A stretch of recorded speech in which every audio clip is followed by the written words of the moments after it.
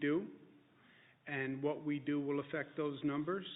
This is not an act of God that we're looking at. It's an act of what society actually does.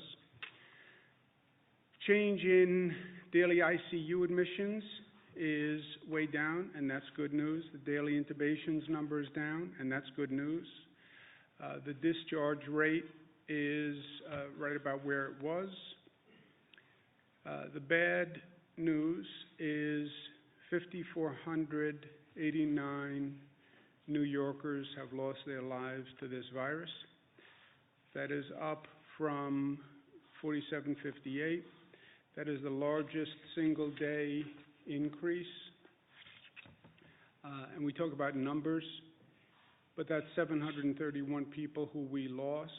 Behind every one of those numbers is an individual, is a family, is a mother, is a father, is a sister, is a brother. So a lot of pain, again today, for many New Yorkers, and they're in our thoughts and prayers. Many people across this country. Why the discrepancy or the discordancy, number of deaths up, number of hospitalization dropping, the number of deaths, number of losses is a lagging indicator to the number of hospitalizations, right? What happens is a person goes into the hospital. If they're treated, most of them are then released, they're discharged. Some stay, some get put on a ventilator. The longer you are on a ventilator, the less likely that you will ever come off that ventilator. And that's why you're seeing the number of deaths increase, because these are people who came in at the peak. They were not successfully treated. They're on a ventilator. The longer you're on a ventilator, the less likely you come off the ventilator. New York is still the most heavily impacted state in the nation. New Jersey, which is on the curve a little bit behind New York, is suffering. And again, our thoughts and prayers are with them.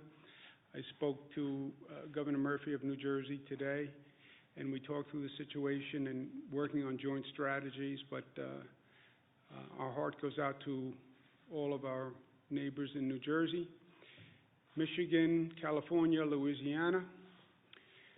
In terms of how we're operating, how we're managing the situation, as we know, the hospital system basically is a three-legged stool. It relies on number of beds, number of staff, and the equipment. Number of beds, we have started with a system of about 53,000 beds statewide. We're up to about 90,000 available beds, so we have more than enough beds available. Staff has been a problem. Staffing, healthcare staff is getting sick. They're overworked, they're stressed, they're under great emotional stress. You know, think about these healthcare workers. You're working in a hospital, in an emergency room that's overwhelmed. You're worried about your own health. You then go home. You're worried about bringing a virus home if you're infected. At home is under stress, as every home is under stress.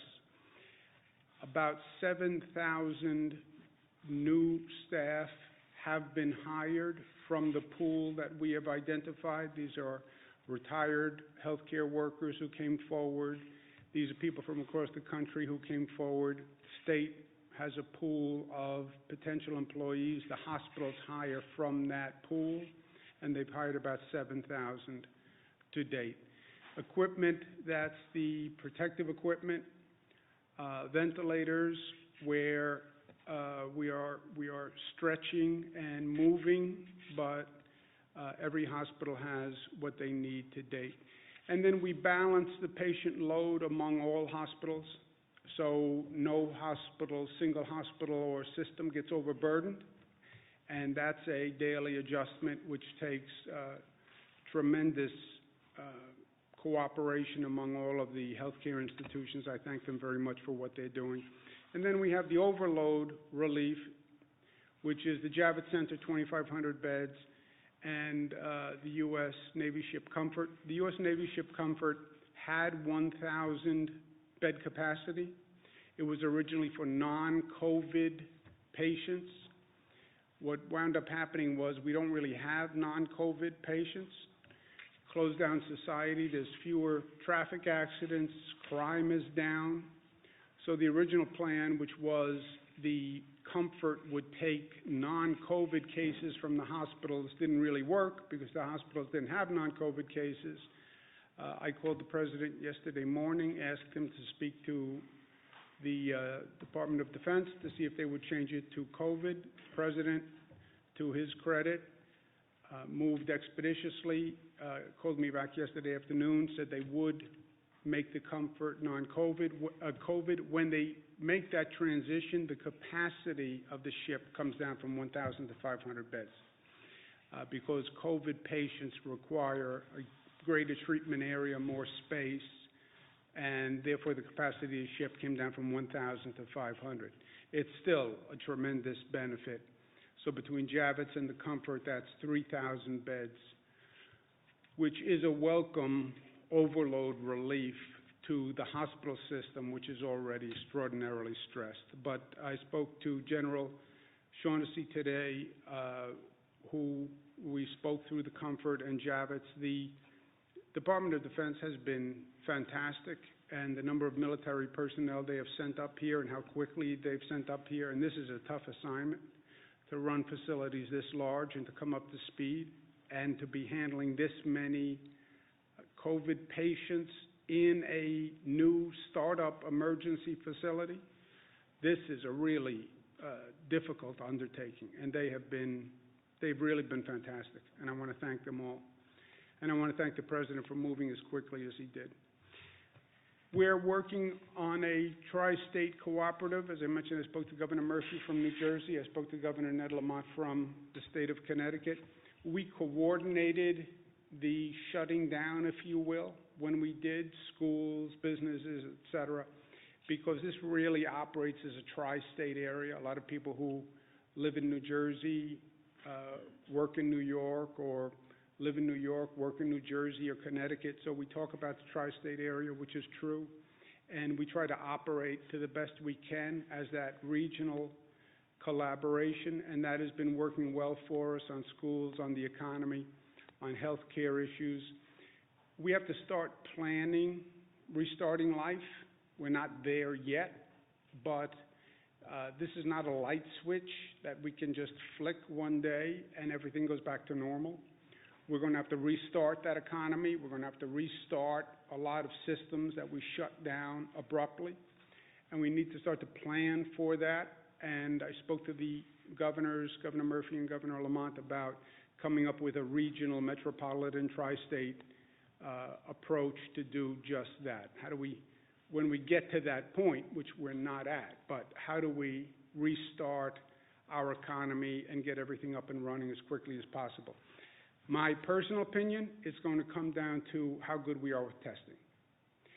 You're not going to end the infection and end the virus before you start restarting life. I don't think you have that luxury. How do you start the economy back up? How do you start getting back to work as quickly as possible? It's going to come down to testing. You're going to have to know who had the virus, who resolved the virus, who never had it, and that's going to be testing. And that is an entirely new field that we're just developing now, right? New York State Department of Health developed an antibody testing regimen that Department of Health has approved for use in New York State. That has to be brought to scale, and the Department of Health is going to be working with the FDA to do just that. This tests the blood to determine whether or not you have the antibodies, which means you had the virus and resolved the virus. That's why you would have the antibodies for the virus. That would mean that you're no longer contagious, and you can't catch the virus because you have the antibodies in your system, which means you can get to work, you can go back to school, you can do whatever you want. But you have to have that testing, and you have to have that testing on a scale, right? You have 19 million people in the state of New York. Just think of how many people you would need to be able to test and test quickly. So the antibody testing is part of that. Also, rapid testing to determine whether or not you have the virus now exists. They have, quote-unquote, 15-minute tests that are commercially available. But again, they have to be brought to scale.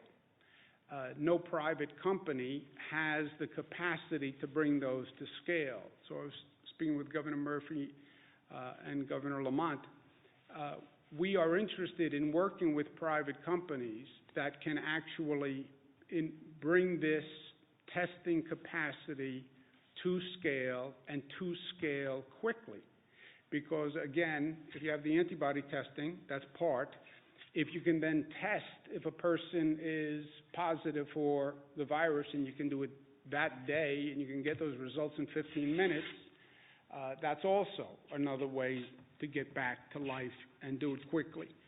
So we're very interested in that in New York, so is New Jersey, so is Connecticut. There are private companies that have these tests.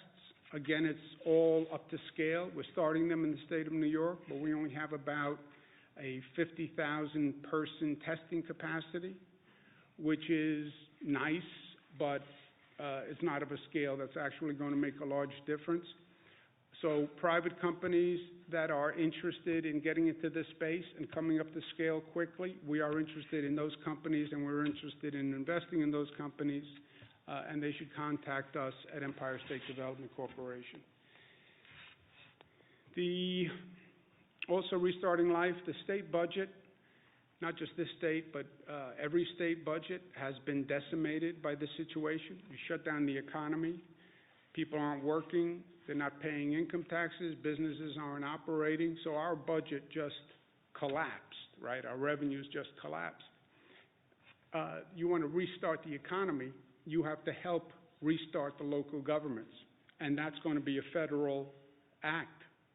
I don't have the capacity as a governor, no governor does, to generate revenue in a positive way from an economy that's not operating. That is going to be a federal stimulus bill. There's no other way to do this. And it has to be a stimulus bill that actually understands you have state and local governments that have to be brought up to speed and functioning if you want to facilitate this restarting of the economy.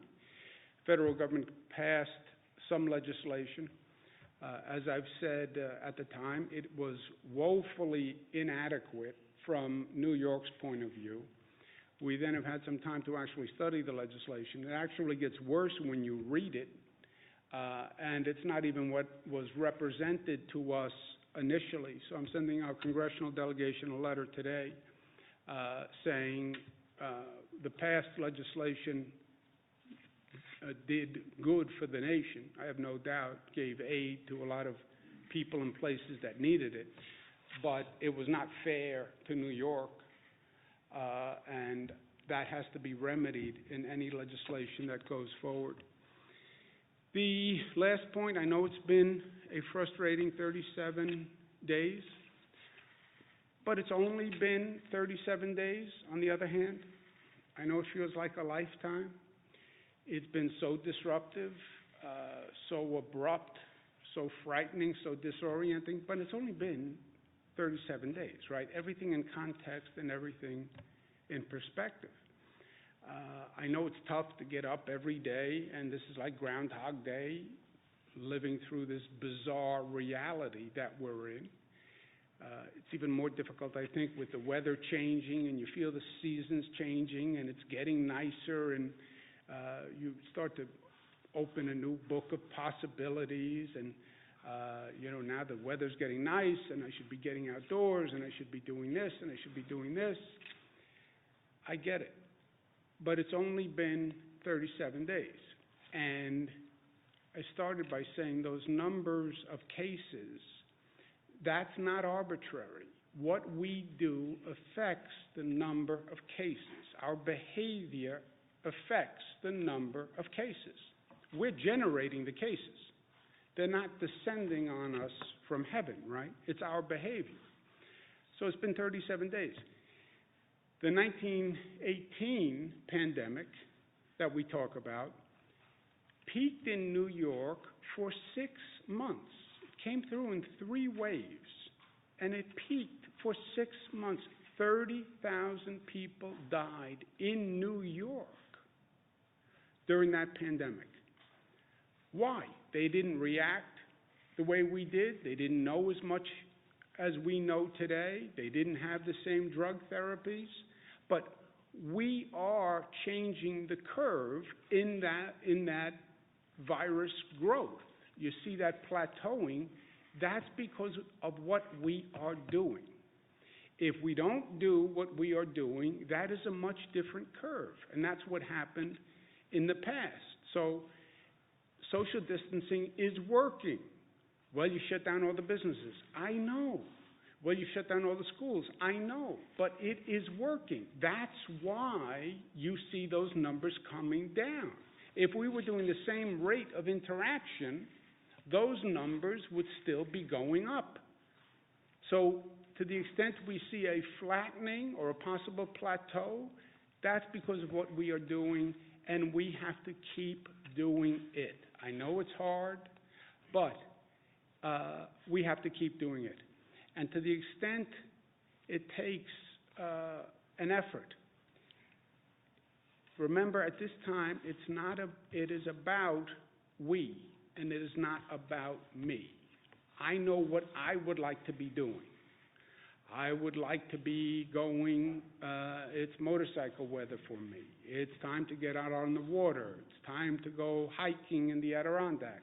I get it. It's not about me. It's not about me. What I do will affect other people. It will affect my family. It will affect other people. It will affect people in those emergency rooms who are killing themselves every day to keep other people safe. I get infected, I will affect them. So we all talk about society and community and interconnection and interrelation and family, and life is bigger than us. Now is the time to live that, right? Now is the time to live that. So when you feel that need, I have to do this. It's not about me, it's about we and what's good for all of us. And my health is in your hands. And your health is in my hands. And the health of those healthcare workers and those first responders and all those people who have to show up to work every day to keep society functioning, we are responsible to them also. So to the extent it's hard, I get it.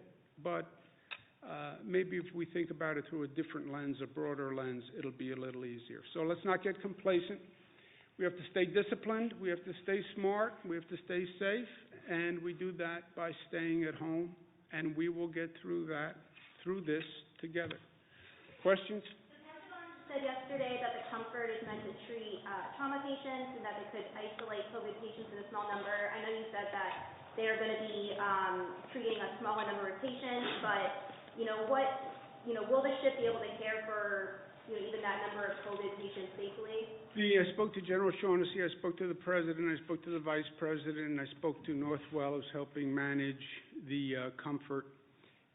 When you transition from non-COVID patients to COVID, the capacity of the ship goes from 1,000 beds down to 500 beds, but it can treat 500 COVID patients adequately and safely, and that's what we're transitioning into operation now.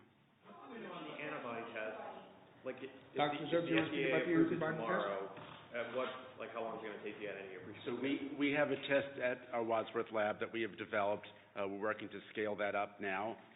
Over the course of the next week, we'll be able to figure out how many we can run. We're expecting to be able to scale that up, not just here in the lab, in our lab, but to get other labs to do as well. That's where we'll have to work with the FDA to get that approved. The FDA has already approved some private antibody tests. Is there a way that the state can work with them, or? So I think that antibody tests are, you have to look at them. Some antibody tests measure the immunoglobulin G, and others measure the immunoglobulin M and G. The difference is that some suggest that there's a new infection occurring, SCIgM, and others show that the infection's been around for a while.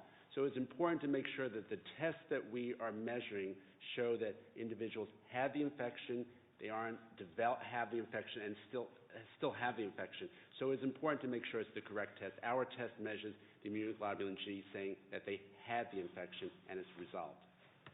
Did you get that? Yeah, no, neither did I. Sorry, Do that one more time. I got one more time. Thank you.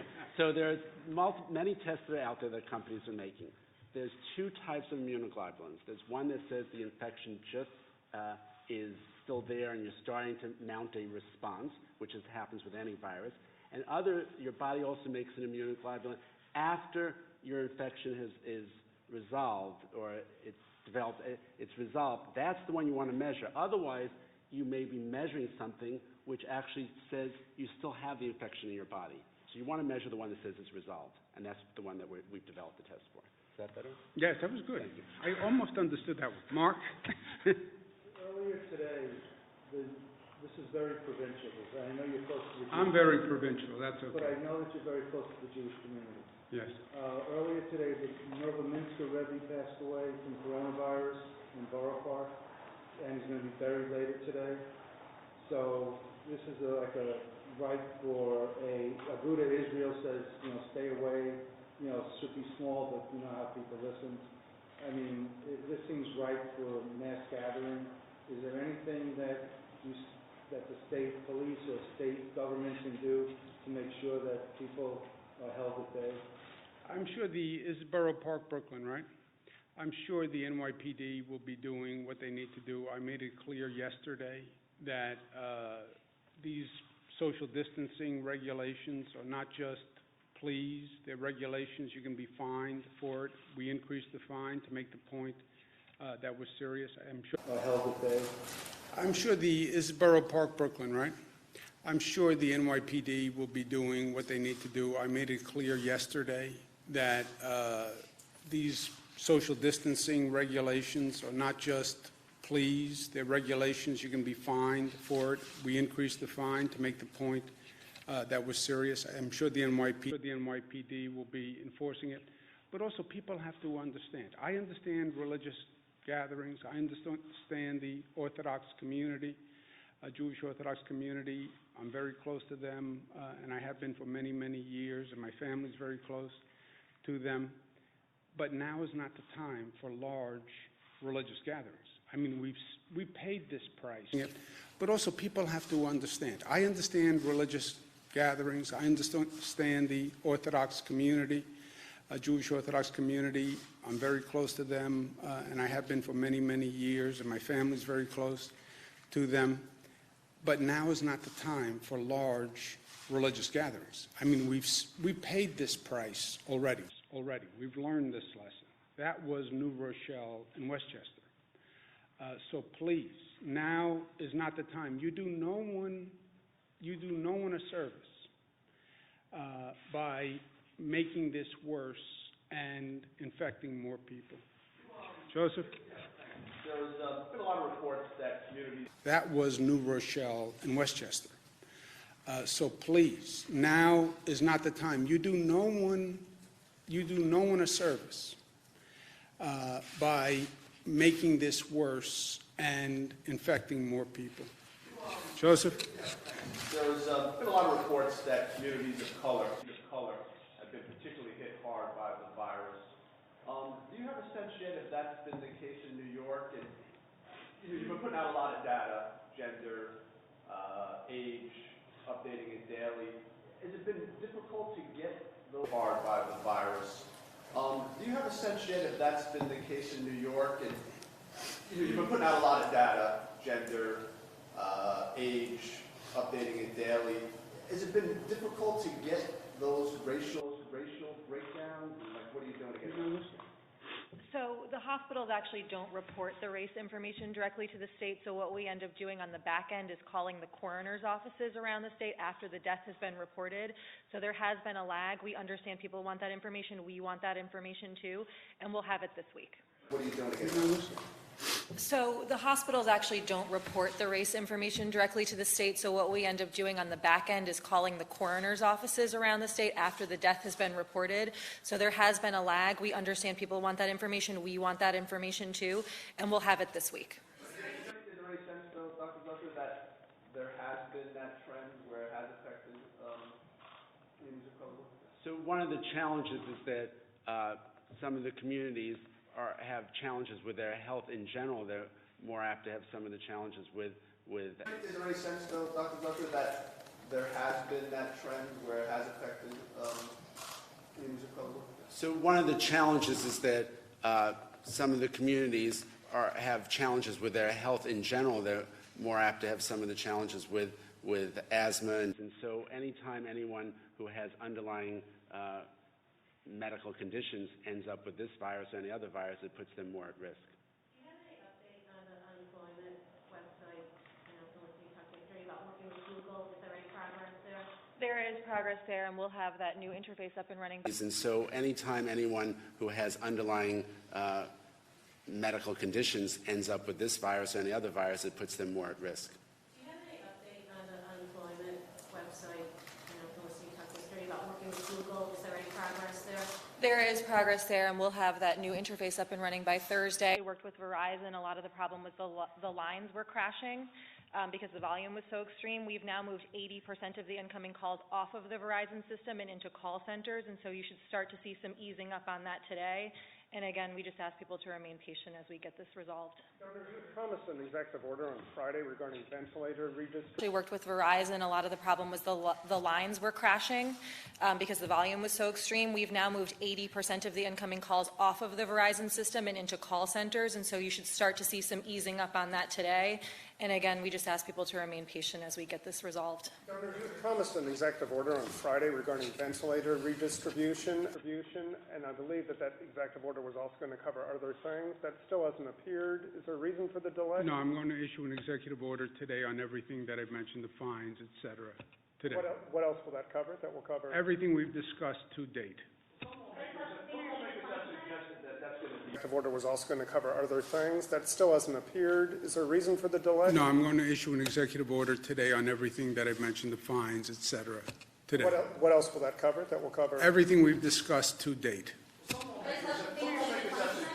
That's going to be voluntary now, the quote-unquote taking of ventilators, that the Health Association put out something saying it's going to be a voluntary taking of those. Is that how you... Joseph, it was always, the hospitals tell us what they have, quote-unquote, available. Quote-unquote taking of ventilators, that the Health Association put out something saying it's going to be a voluntary taking of those. Is that how you... Joseph, it was always, the hospitals tell us what they have, quote-unquote, available, meaning unused, and they're not going to use it in the foreseeable future. So it was always of the equipment that you believe, you hospital believe is available, if the state lent 20% of, meaning unused, and they're not going to use it in the foreseeable future. So it was always of the equipment that you believe, you hospital believe is available, if the state lent 20% of the available units, as you define available, that would be 500. And 500 ventilators was a big deal, especially 2 weeks ago. Frankly, since then, other things have happened. We have 1,000 ventilators from China. California freed up 500 ventilators. Oregon sent 140 ventilators. State of Washington freed up, I think, 4. As you define available, that would be 500. And 500 ventilators was a big deal, especially 2 weeks ago. Frankly, since then, other things have happened. We have 1,000 ventilators from China. California freed up 500 ventilators. Oregon sent 140 ventilators. State of Washington freed up, I think, 400 ventilators or something like that. We've also acquired an additional 500 ventilators. So we're not in the position that we were 100 ventilators or something like that. We've also acquired an additional 500 ventilators. So we're not in the position that we were in. But that's what it always was. A hospital says we have available, by their own definition, unused inventory. We're not using for the foreseeable future. 20% of that number, leaving them with 80% of the unused, was 500 ventilators. That sounds like a big change from what you're told on Friday, though. No, that's what I was saying. Governor, what are your thoughts on getting a presumptive line of duty death benefit similar to that have passed after 9/11 for state and city workers who died of COVID? It's something that I think is going to come up, and I think it's an important thing to look at. I'd also like to find a way to say thank you to these healthcare workers who are out there every day. We talk to them on the telephone, but actually, what they have done is just incredible. Just incredible. And not just the healthcare workers. I mean, the healthcare workers, just think of the mindset to walk into that ER every morning, putting on these gowns, putting on all this protective clothing, having to change the protective clothing several times a day, seeing people pass away, and then go home and deal with the stress at home. But also the first responders, the transit workers. You look at the rates of sickness. I mean, they know what they're exposing themselves to, and they still do it. I mean, just God bless them. Do you have plans to grant clemency to a large number of, or just any inmates in the state prison system to curb this corona outbreak? We're looking at that, any way we can, we are, and we're looking at that continually. I don't think there's anything new on that right now, but it's something we're exploring all the time. Is there any specific plans that you're considering or any specific models? We've done a number, but nothing right now. Are there any new? We've done about 700 parole violators statewide. Those are people who were deemed to be low risk to public safety and also high risk to COVID.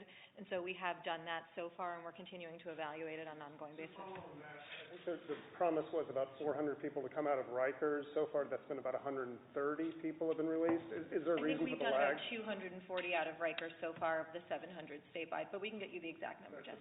And Governor, on a more kind of psychological, philosophical issue, 730 people died. These numbers keep rolling out, but it's easy, it would seem, to get numb to these sorts of stats. How do you counter that? How do you impress on people that these are human lives, that this is an enormous human catastrophe? Jesse, if they, I hear the point. I guess one could get numb to the numbers. That's why I said, remember, every number is a human being behind that and a family. For myself, I can tell you, the last thing I do is get numb. I can tell you for the hospital staff that goes through this, they're not getting numb. For the families who are suffering, they're not getting numb. The pain is increasing. The grief is increasing. I mean, you see those pictures on TV of getting to a situation where you have to put bodies in trucks, in parking lots. I mean, how you could get numb to any of this, I can't imagine, especially New Yorkers, that we lose the humanity of this. It's something I struggle with every day. I try to think of the opposite, that, we are doing good, because you can't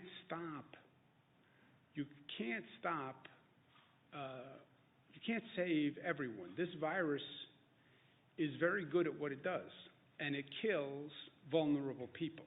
That's what it does. And it does that very well. And we can't stop that. The question is, are you saving everyone you can save?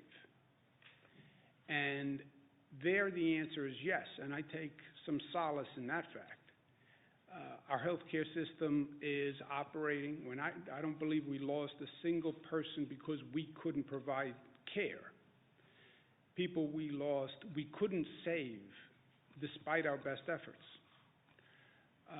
But no, I don't see the numbness, and I don't believe New Yorkers see the numbness. I think the frustration of an individual situation can cause you to do irresponsible things, to go out more than you should, to disregard social distancing. I think that's an issue, and that's what I've been trying to address. Governor, I know we're not there yet, but when people do eventually start getting back to work, will it be the reverse of the reduction, meaning they'll go back in sorts of 25% at a time or 12 or something like that? I don't know. It's a good question. I think they go back, it's my opinion, it's not a fact. I think, and we're working on a plan with Connecticut and New Jersey, because when we go back together. I think we go back with people who have tested that they are negative, or people who have tested that they have the antibodies, which means they had the virus and they're immune from the virus, or we go back with younger people going first, still protecting, isolating the vulnerable. But if it's waves, I think those are the waves. Say again? Is there any proof you can't get reinfected if you have the antibodies? Is there Let's ask Dr. Zucker, your friend. So usually when you have a virus, you develop antibodies, you don't get it again. There was one report out of China where they suggested that maybe there were some cases, but that hasn't been confirmed yet. Are you concerned that the temporary hospitals won't be accepting significant numbers of patients until after the peak is passed? A larger number of what, I'm sorry? Are you concerned that the temporary hospitals won't be accepting significant numbers of patients until after the peak is passed? A significant number of patients? Mm-hmm. No, they're ramping up now. The Javits Center and the Comfort you're talking about? The Javits and Comfort, well, there's two separate situations. When I say we have about 90,000 bed capacity, we brought online additional beds, right? Two ways. Number one, every hospital had to increase capacity by 50% with a goal of 100%. Every hospital has increased capacity 50%. That's why you see hospital beds in conference rooms and lobbies, et cetera. Second, we built temporary emergency facilities, primarily around downstate New York. They may or may not be used depending on whether or not we need the beds. The Javits and the Comfort we are using, and they're ramping up now. I'm going to go speak to the hospitals. Thank you.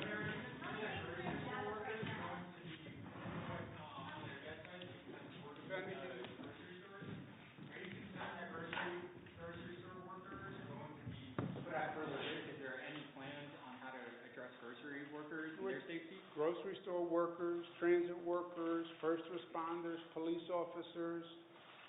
These are all, in my opinion, heroes of today because they get up every morning, they go to work, so society stays safe and functioning. And we're doing everything we can to protect them. But we owe them a big thank you. Thank you, guys. Thank you.